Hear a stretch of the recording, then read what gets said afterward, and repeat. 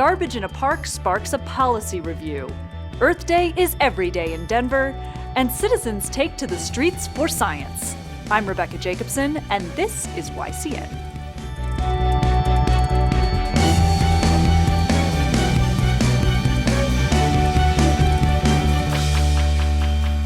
Our city woke up to one of our most treasured and highly regarded public spaces left in an unacceptable state, covered in trash. Civic Center Park was left a mess after this year's 420 rally.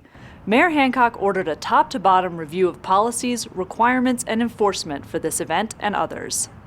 To ensure that this type of disrespect of Civic Center Park or any of our public spaces does not happen again. The city will also look at addressing any violations made by event organizers. There are, of course, consequences and sanctions for violations under our parks permit, and we'll be looking at those carefully. And there are other agencies, our environmental health, our police department, all of whom will be analyzing those portions of the event as well. As for whether the city will permit the 420 rally next year, We'll see how it turns out. But we're going to take a real tight, scrutinizing look at the event. We're going to take a look at how we could have improved things through our efforts as well. And at the end of the day, we'll have to make a decision with the organizers on what's the best path forward. Ironically, on the morning of the 420 aftermath, Earth Day events were being held just across the street at the Webb Building. The 420 mess or the rain didn't stop the city's Earth Day celebration. The Environmental Health Department, local green companies, and neighborhood organizations were among 40 interactive exhibits sharing their ideas on this year's theme: sustainability and that every day is Earth Day. Well, this is Earth Day in Denver, and we celebrate Earth Day here because we love this place. And the reason we love this place is because it's our home.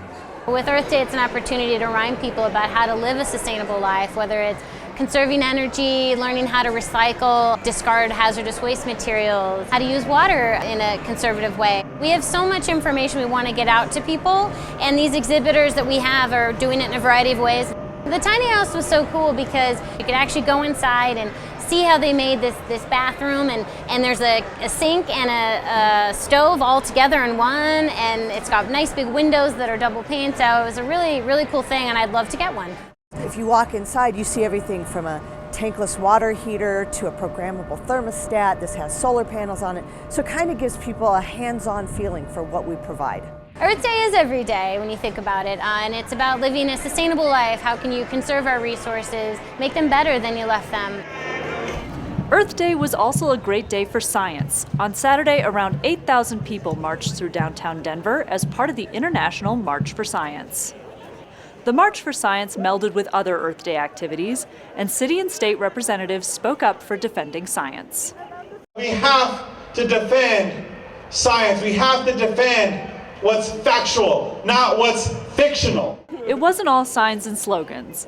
Civic Center Park was also filled with booths to educate the public on science. What did the marchers want? For scientific evidence to be used in public policy, and more funding for scientific research. President Trump has proposed cutting 20% of the National Institute of Health's budget, which would hurt important research in Denver, says Robert Doble, a cancer researcher at Anschutz. We've had a long period of kind of flat funding, and only in the last couple of years has NIH funding started to increase. And so to do this after such a long period of static funding would it just be devastating to researchers who are trying to help a number of different diseases. Next week is National Small Business Week, and Denver's Office of Economic Development is offering a whole host of free events to engage entrepreneurs and small business owners. Topics range from doing business with the city and opportunities at the National Western Center to growing your business through employee ownership and inspiring your future talent. The keynote address will be on women in business. Remember, all events are free and take place at the Commons on Champa. Look for a new edition of YCN each Friday. Thanks for watching.